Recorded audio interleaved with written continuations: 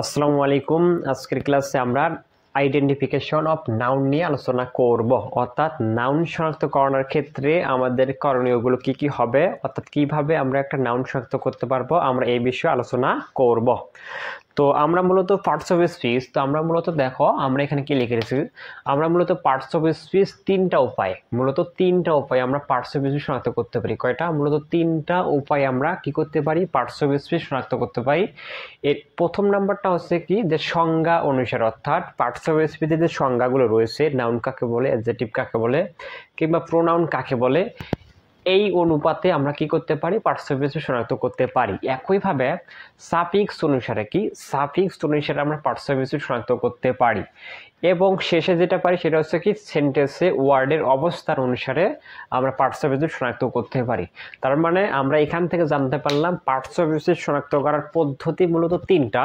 এর একটা হচ্ছে সংজ্ঞা অনুসারে, দ্বিতীয়টা হচ্ছে কি সাফিক্স অনুসারে, এরপর তৃতীয়টা হচ্ছে সেন্টেন্সে ওয়ার্ডের অবস্থান অনুসারে। অর্থাৎ একটা বাক্যে একটা ওয়ার্ড কখন কোথায় কিভাবে ব্যবহার হচ্ছে এই বিষয়ে বা এই বিষয়টার উপর নির্ভর করে আমরা কি পার্টস অফ স্পিচ শনাক্ত করতে পারি। তো যেহেতু পার্টস অফ স্পিচ শনাক্ত করা যায় মূলত তিনটা উপায়ে, তিনটার একটা হচ্ছে সাফিক্স অনুসারে। তো আজকের ক্লাসে আমরা নাউন শনাক্তকরণের সাফিক্স অনুসারে, অর্থাৎ সাফিক্স অনুসারে কিভাবে নাউন শনাক্ত করতে পারি এই বিষয়ে আমরা আলোচনা করব। এখানে কি লিখে রেখেছি একটু খেয়াল করে দেখুন। আমি কিন্তু এখানে লিখে রেখেছি যে সাফিক্স অনুসারে নাউন শনাক্তকরণ। তাহলে সাফিক্স কি? অর্থাৎ সাফিক্স হচ্ছে একটা চিহ্ন বলতে পারি আমরা, যেটা মূলত শব্দের শেষে যুক্ত হয়। কি হয়? শব্দের শেষে যুক্ত হয়। অর্থাৎ কতগুলো চিহ্ন রয়েছে বা সিম্বল রয়েছে যেগুলো শব্দের শেষে যুক্ত হয়ে সাফিক্স গঠন করে।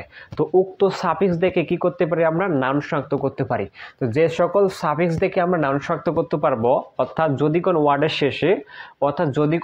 শেষে আমরা অ্যান্স, এএনসি কি দেখতে পাই, যদি কোনো ওয়ার্ডের শেষে অ্যান্স, এএনসি, এরপর দেখো ইনস, এরপর এআর, ইআর, তাহলে এখানে আমরা চারটা পাইলাম সাফিক্স। একটা রয়েছে অ্যান্স, এরপর রয়েছে ইনস, এরপর এআর, একটা হচ্ছে কি ইআর। যদি কোনো ওয়ার্ডের শেষে অ্যান্স, ইনস, এআর, ইআর পাই তাহলে সেটা কি হবে, নাউন হবে। একইভাবে যদি কোনো ওয়ার্ডের শেষে লজি কি থাকবে, লজি, এরপর মেন, শন বা শান, যদি কোনো ওয়ার্ডের শেষে কি থাকবে, লজি, মেন, শান। ওকে, এরপর কি থাকতে পারে, টিএইচ, এরপর থাকতে পারে আইএসটি, আইএসএম, টিওয়াই, সিওয়াই। এছাড়াও থাকতে পারে টিইউডি, টিউড, কি বলতে পারি আমরা, টিইউডি, টিউড।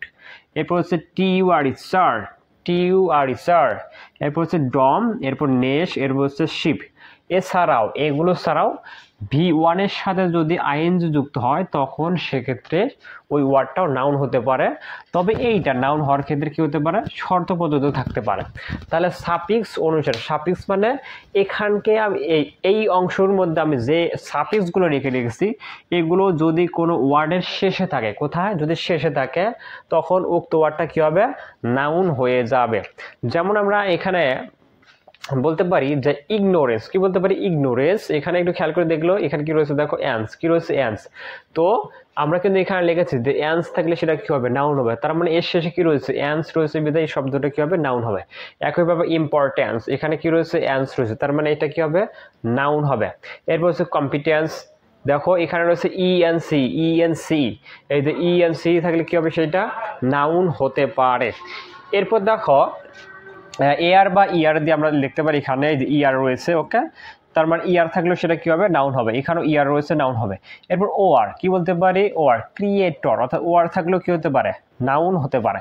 এবার লজি, LOGY, লজি শব্দটা থাকলেও কি হতে পারে, নাউন হতে পারে। এরপর হচ্ছে লজি, এখানেও কি রয়েছে, লজি।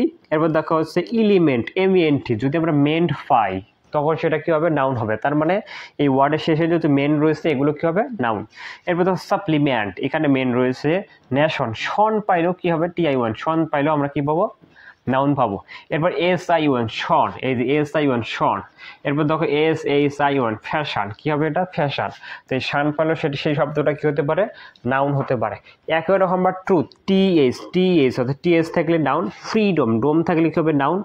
তারপর হচ্ছে IST, ফেমিনিস্ট, ফেমিস, সরি এটা কি ফেমিস। তো আইএসটি, যে আইএসটি থাকলে সেই ওয়ার্ডটা কি হবে, নাউন হবে। এরপর অ্যাটিটিউড, কি হবে এটা, টিউড, এই টিউড থাকলে কি হবে, নাউন হবে। ফিউচার, এই সার থাকলে কি হয়, সার থাকলে কি হবে, নাউন হবে। অনেস্টি, টি ওয়াই, অনেস্টি, অর্থাৎ টি থাকলে কি হবে, নাউন হবে। একইভাবে দেখো গ্রেটনেস, যদি কোনো ওয়ার্ডের সাথে নেস পাই, যেমন হচ্ছে কি নেস পাই, তখন কি হবে, নাউন হবে। একইভাবে শিপ, ফ্রেন্ডশিপ, যেমন এখানে ফ্রেন্ডশিপ রয়েছে, এটা তাহলে কি হতে পারে, নাউন হবে। অর্থাৎ আমরা এখান থেকে যা শিখলাম, উক্ত সাফিক্সগুলো, কোন সাফিক্সগুলো, অ্যান্স, ইনস, ইয়ার, ইয়ার, লজি, মেন, শন, শন, শন, টিএস, আইএসটি, আইএসএম, টাইসাই, টিউসার, ডম, নেস, শিপ, এরপর হচ্ছে V1 প্লাস আইএনজি। এই সকল সাফিক্স যদি কোনো ওয়ার্ডের শেষে থাকে, তখন উক্ত ওয়ার্ডটা কি হতে পারে, নাউন হতে পারে।